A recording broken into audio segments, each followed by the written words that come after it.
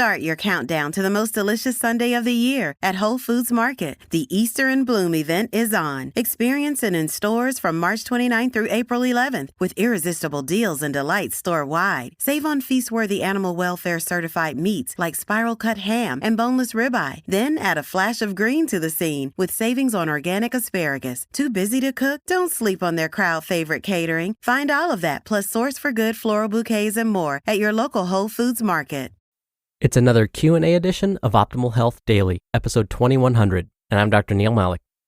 Hey there, happy Friday, and welcome to another Q&A edition of Optimal Health Daily, where I answer your health questions related to fitness, diet and nutrition, and more.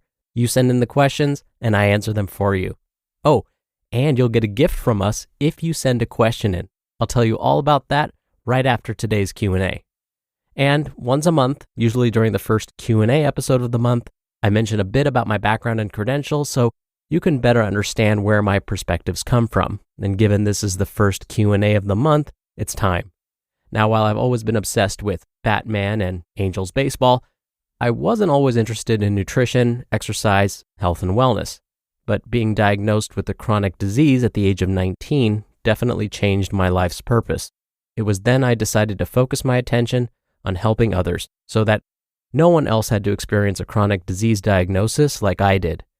But in order to do that, I wanted to have some credibility. This is not meant to be a humble brag, but instead gain your trust. I received both my master's and doctoral degrees in public health, and to make sure I covered all of my bases, I also became a registered dietitian nutritionist, a certified health education specialist, and a certified exercise physiologist through the American College of Sports Medicine. I've been teaching in higher education for over 14 years, and I'm currently faculty within the California State University system. I published peer-reviewed studies, presented at national conferences, and have been interviewed by over 70 different media outlets for my expertise on basically all the stuff I talk about on this podcast. So all of this to say that when I provide my commentary after each episode and I answer the questions you send in, I hope you feel as though it's coming from a place of truth.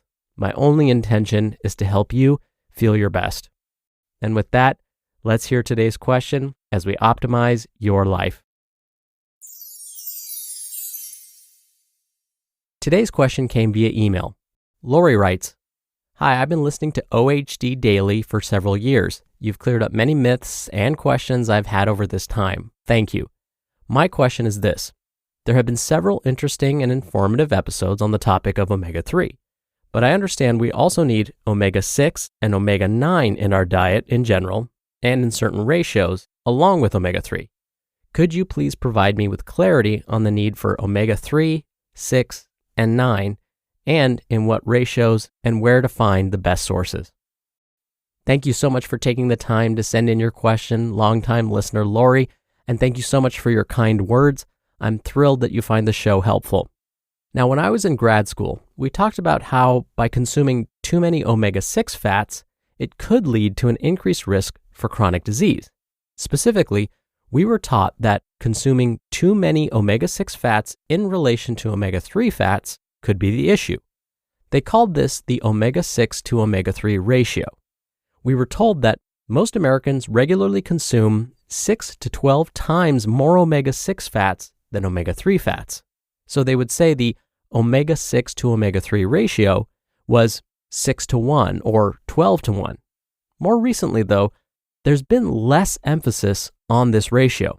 So now's a good time as any to talk about omega-6, omega-3, and even these so-called omega-9 fats and what are the differences between them. Lori, it does sound like you probably have a good understanding of omega-3 fats, their food sources, and why they're good for us, but I'll review some of this just in case. So let me start there with omega-3s. When we look at what our brain neurons, for example, are made mostly of and what helps them function at their best, it comes down to fat. The brain actually has a high concentration of omega-3 fatty acids. So it's possible that consuming enough of these fats throughout our lives may help preserve brain function along with some other benefits. For example, consuming foods high in omega-3 may reduce inflammation throughout the body. Chronic systemic inflammation, meaning the body's under stress for long periods of time, can damage the neurons in our brains. By consuming foods high in omega-3 fats, we're supplying the brain with its favorite food and potentially reducing inflammation throughout the body too. And by reducing inflammation, that may lead to a lower risk for other chronic diseases like cardiovascular disease and cancer. Now, when it comes to food sources of omega-3s, some species of fish are actually great sources of these types of fats. Use the acronym SMASH to help you remember those that are highest in omega-3s, where S stands for salmon, M, mackerel, A, anchovies, the other S, sardines, H, halibut and herring, and T, trout. Tuna is a decent source as well, but it doesn't contain as many omega-3s as the ones I mentioned. It's recommended to consume these types of fish 2 to 3 times per week, which has been linked to a lower risk of dementia and Alzheimer's disease, and again, even some forms of cardiovascular disease and cancer. Now, you may have also heard that there are some plant-based sources of omega-3 fats. That's correct, but here's where it gets a little more complicated and potentially confusing. There are different subtypes of omega-3 fats. Some are more common in plants, and others are more commonly found in marine plants and marine animals. For example, you may have heard that walnuts are a good source of omega-3 fats. That's true.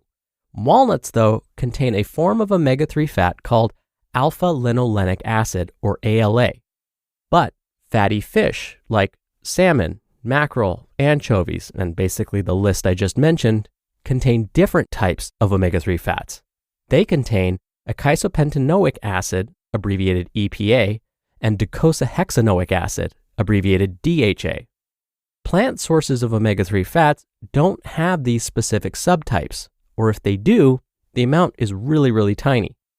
DHA is the most abundant type of omega-3 found in the brain, and it's important to maintain nerve cell structure and nerve function. It's important we get enough of this type of omega-3 specifically for brain health. Now, that's not to say walnuts are bad or won't improve brain health too. This is because walnuts contain other nutrients like antioxidants, such as vitamin E and carotenoids, and even a variety of minerals. You may have also heard chia seeds are a good source of omega-3s. Again, that's true, but chia doesn't come from the ocean, and therefore is not a great source of EPA or DHA specifically. The American Dietetic Association recommends that most healthy adults consume between 500 and 1,000 milligrams of EPA and DHA combined, and 1.3 to 2.7 grams of ALA each day. Now, we were talking about plant-based sources of fats. Most of these plant-based sources are not so high in omega-3s, specifically EPA and DHA like I mentioned, but instead high in omega-6 fats. Vegetables and vegetable oils are good sources of omega-6. Since vegetable oils are found in pretty much everything we eat, especially here in the US, we tend to consume plenty of them. When we look at published studies though, we find that these omega-6 fatty acids do still lower bad cholesterol or LDL cholesterol and also reduce inflammation. In fact, omega-6 fatty acids have also been found to protect against cardiovascular disease, just like omega-3s.